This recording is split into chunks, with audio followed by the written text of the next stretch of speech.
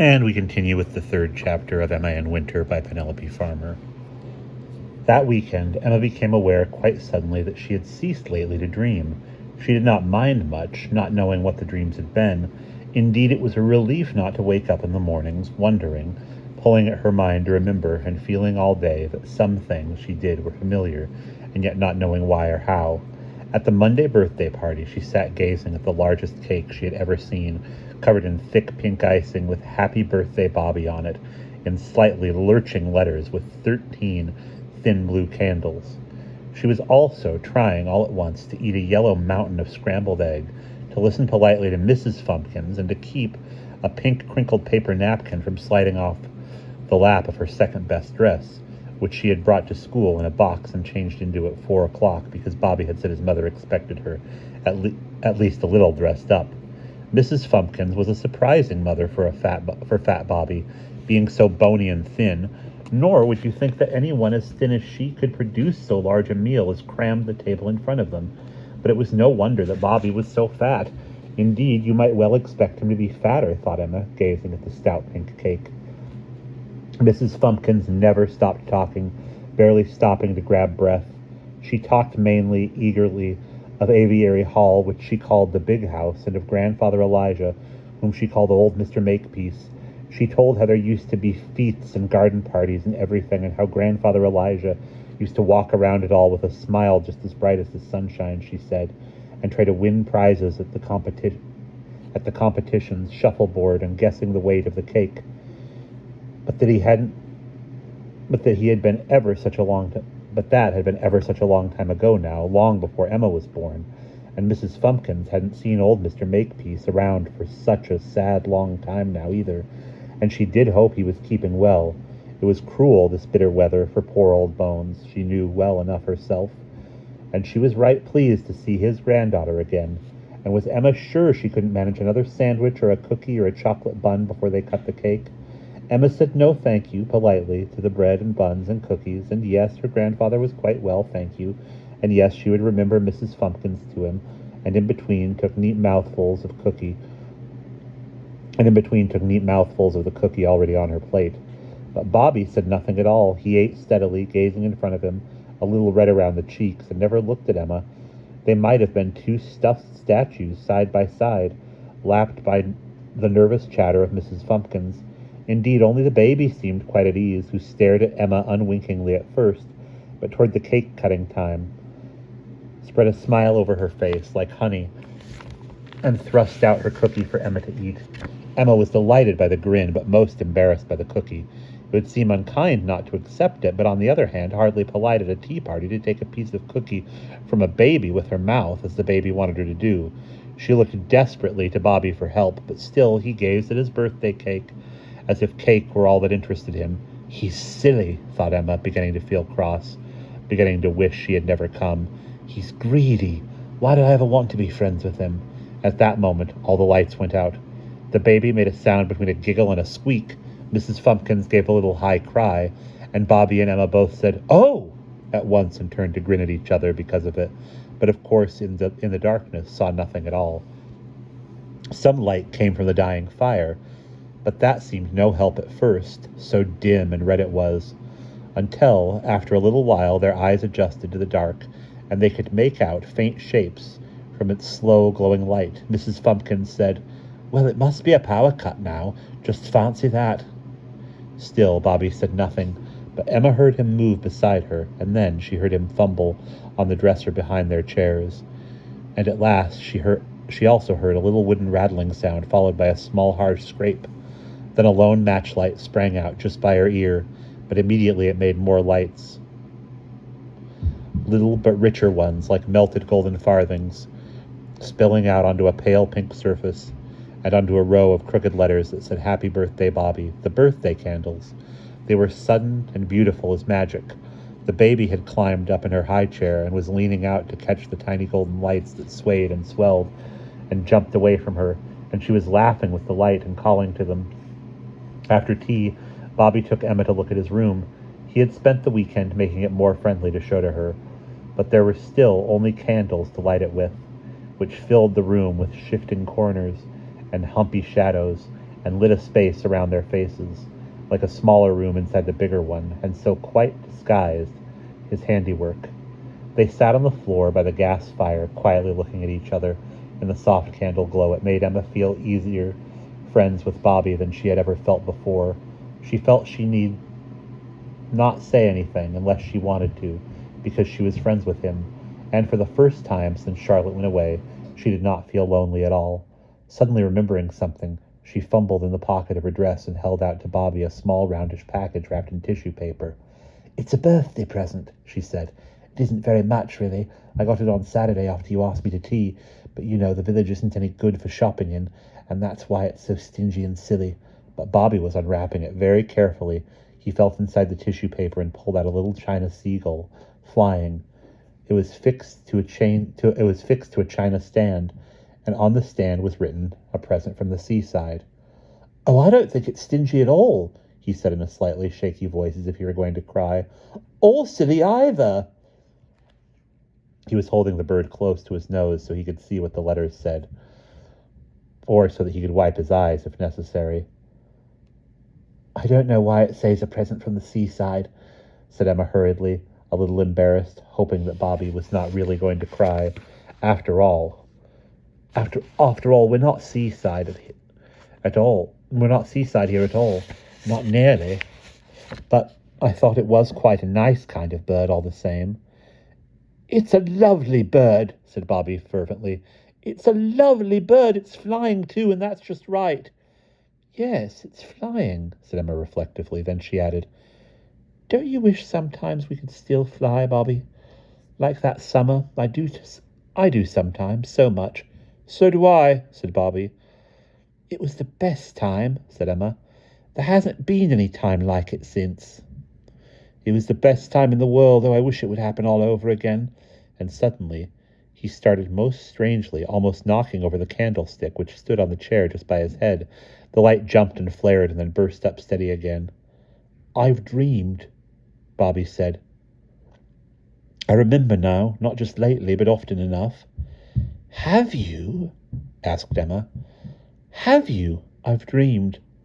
I always knew I'd been dreaming something, but I couldn't remember when I woke up what it was." "Nor could I," said Emma, breathless.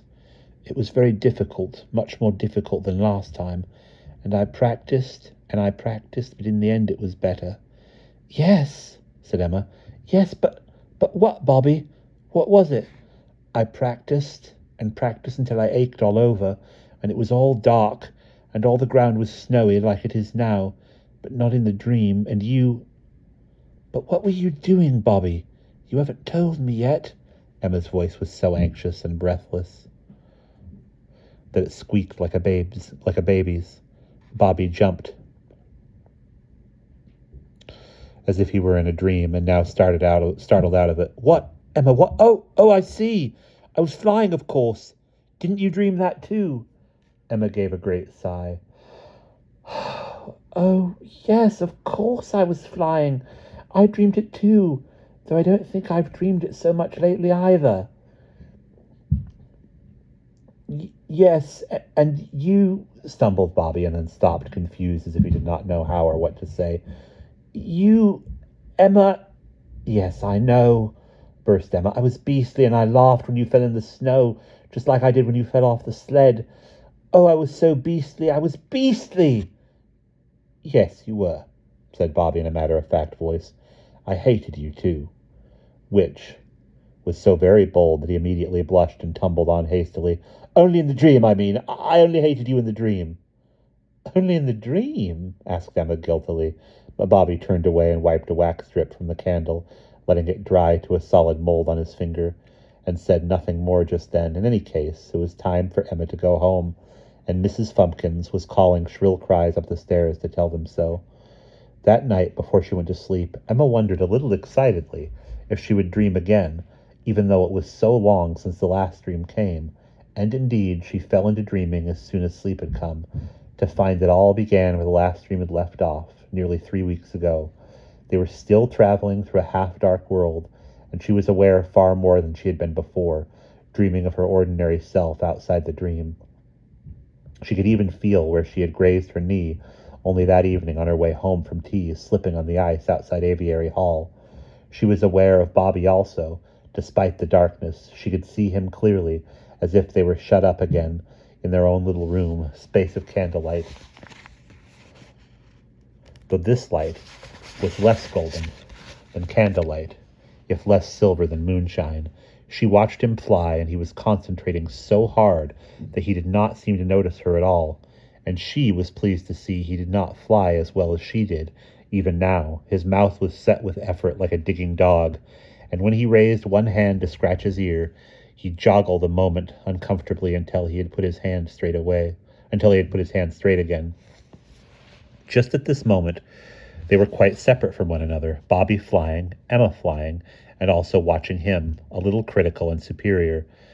But just then Bobby turned and smiled at her, and Emma was no longer superior.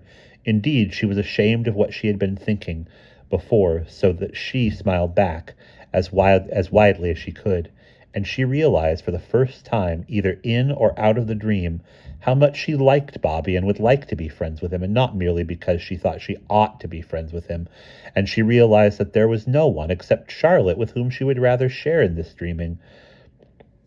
It would have been good, perhaps, to have had Marley Scragg, but Marley was sharp and unguessable, whereas Bobby seemed safe and comfortable and warm. So she flew on with him companionably through the dark and was lulled in the moment, almost to a kind of sleep.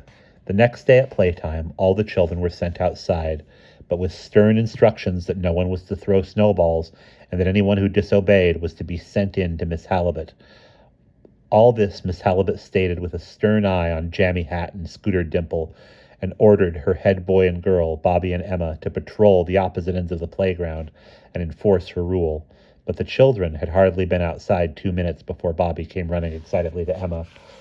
"I've just remembered," he was panting. "I've just remembered. Because the eyes, you see. Because of the eyes." For a moment, Emma gaped at him, unable to understand what he meant. "Look at everyone's eyes," insisted Bobby, less breathlessly now, but still red with excitement.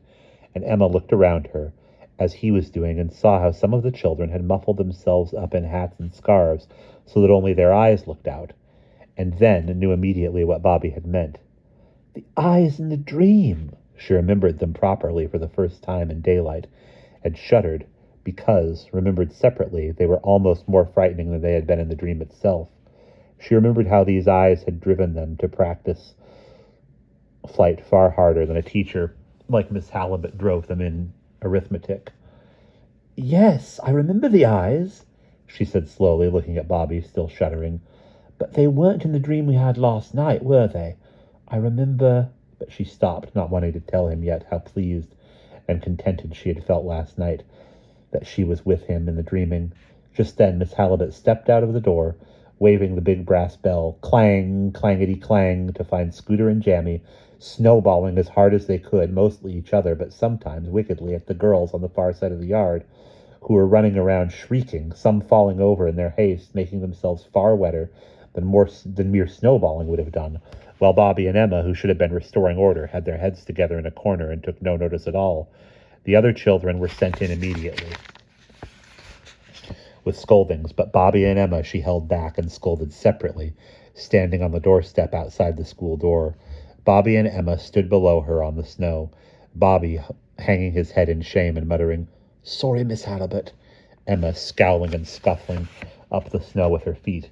And when Miss Halibut had dismissed her at last, she pushed in at the door, shrugging her shoulders and turning her head away, also whispering to Bobby as soon as it was safe, "Silly old fish face, don't take any notice of her. I hate her, don't you?" In the classroom, Molly Scobb was pursing her lips and looking pleased and smug. "They'll not last long, you see," she whispered to one of her friends, but loud enough for Emma to hear. "You just wait, and then we'll see who's snooty and pleased with herself. Then we'll see."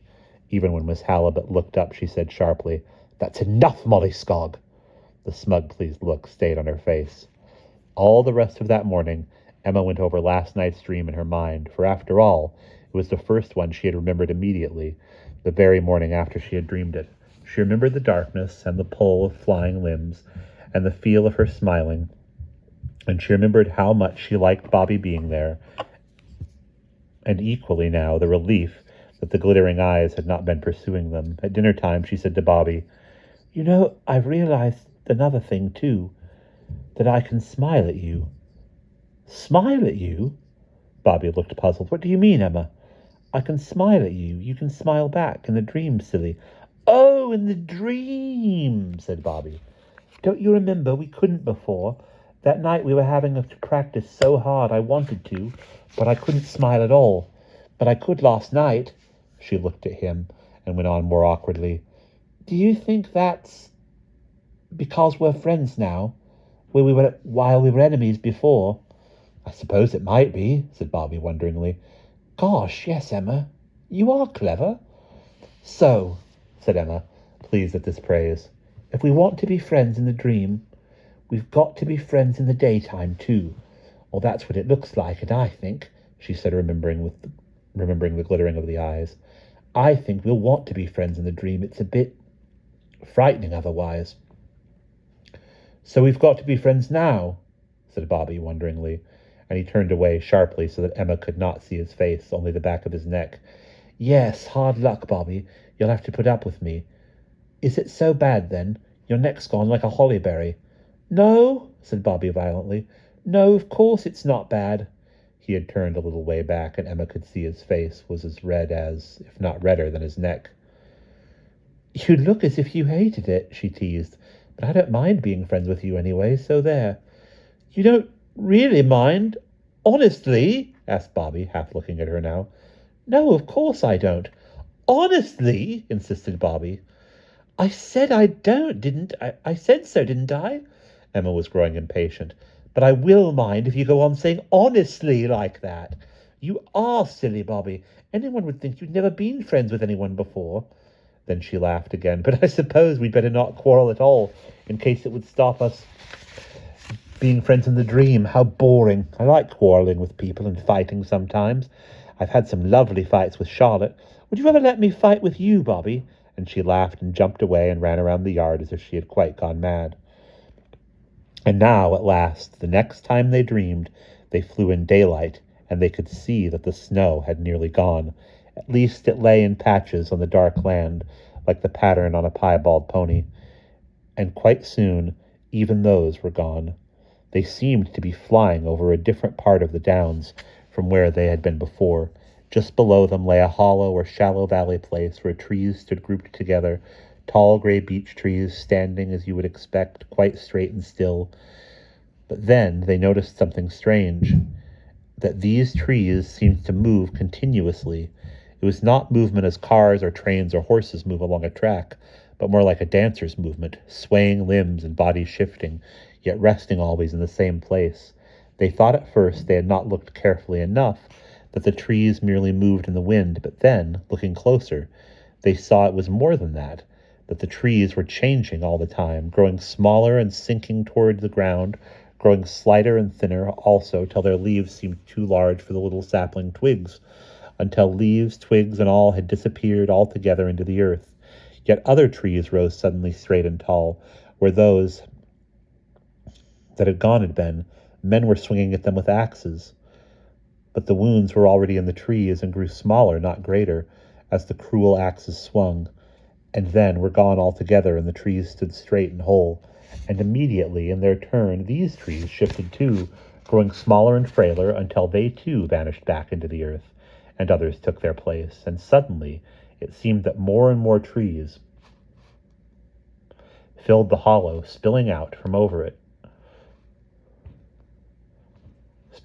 over the downs, shorter, scrubbier trees, with bushes between them, yet all following the same pattern of movement, all sinking back to earth, while more trees took their place, more and more and more, until at last a forest stretched far as they could see. Then they realized the strangest thing of all, that they too moved and yet stayed still. They flew their hardest, as fast as light, Emma would have said jokingly, with all the effort they made, moving hands and legs and ankles with practiced, speedy skill, and the air rushed past their faces, scraping the skin as harshly as if they indeed moved fast. And yet, always below them, the same country lay, the same hollow valley place. It changed, this valley, because the trees in it changed. but it was still the same valley with its neat, smooth curve. So if they were traveling, it must be traveling with them.